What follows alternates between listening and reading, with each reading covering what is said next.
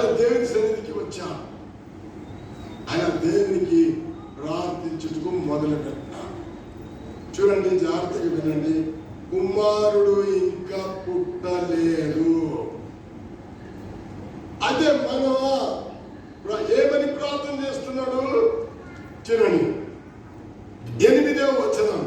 అందుకు మనోహ, అయితే మనోహ, నా ప్రభువా, నీవు పంపిన దైవజనుడు మరలా మా యొద్దకు వచ్చి, నీవు పంపిన దైవజనుడు మరలా నా యొద్దకు పంపించి, పుట్టబోవు ఆ బిడ్డకు, తల్లిదండ్రులైన వారు దయచేసి వినండి, జాగ్రత్తగా వినండి. నెమ్మది లేని కుటుంబము ఉంటే దేవుని కూడా ఇష్టం లేదు. పిల్లలు తల్లిదండ్రుల మధ్య నెమ్మది లేదు, పిల్లల మధ్య నెమ్మది లేదు, సంతోషం లేదు, ఐక్యత లేదు, కుటుంబమంతా పాడైపోతున్నాయి.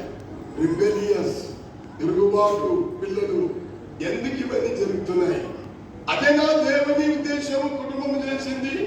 అది కానే కాదు. ఇక్కడ చూడండి, మనోహ ఏమని ప్రార్థన చేస్తున్నాడంటే, ప్రభువా, నీవు పంపించిన ఆ దైవజనుని మరి ఒక్కసారి పంపించి చదువు. అందుకు మనోహ, నా ప్రభువా, నీవు పంపిన దైవజనుడు మరలా మా యొద్దకు వచ్చి, పుట్టబోవు ఆ బిడ్డకు, చూడండి, బిడ్డ పుట్టలే, పుట్టబో బిడ్డ కొరకు ప్రార్థన చేస్తున్నాం. పుట్టబోయే బిడ్డకు మేము ఏమి చేయవలెనో దాన్ని మాకు నేర్పించుము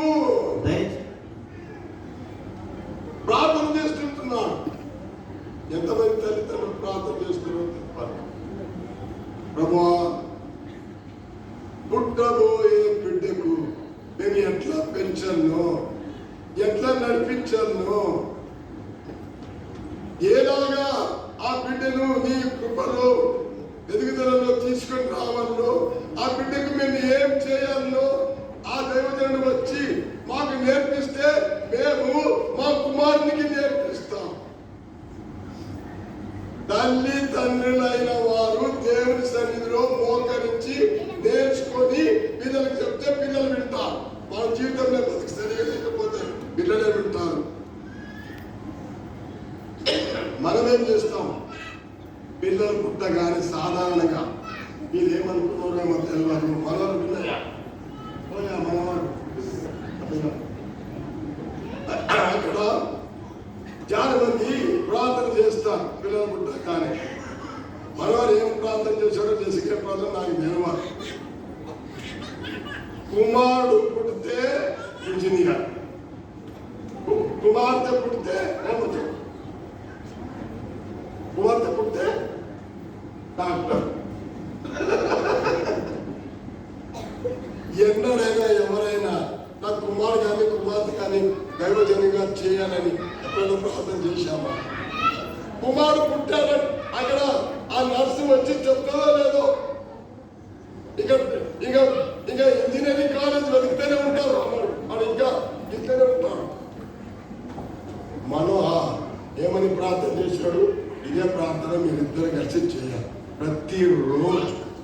ప్రభా, నీవు ఇచ్చిన ఈ బిడ్డకు మేము ఎట్లా పెంచాలో మాకు నేర్పము. ఏమన్నా సింపుల్గా లైఫ్లో మర్చిపోకడం. దేవుడు ఇచ్చిన మనోహ, నీవు ఆ దైవజనుని పంపించి పుట్టబోయే కుమారుని మేము ఏం చేయాలో మాకు బోధించుము అని మేము నా కుమారునికి బోధిస్తాం. దేవుని వాక్యం బోధిస్తాం. అది దైవిక కుటుంబము. ఎన్ని కుటుంబాలు ఉన్నాయి? అలాగా ఎన్ని కుటుంబాలు ఉన్నాయి? చూడండి, దేవుని వాక్యంలో మగపిల్లలు కానీ ఆడపిల్లలు కానీ ఇట్స్ ఈక్వలీ ప్రశస్తమైన వారు. ఆ పిల్లలు జర చూడండి, ఆ పిల్లలు జర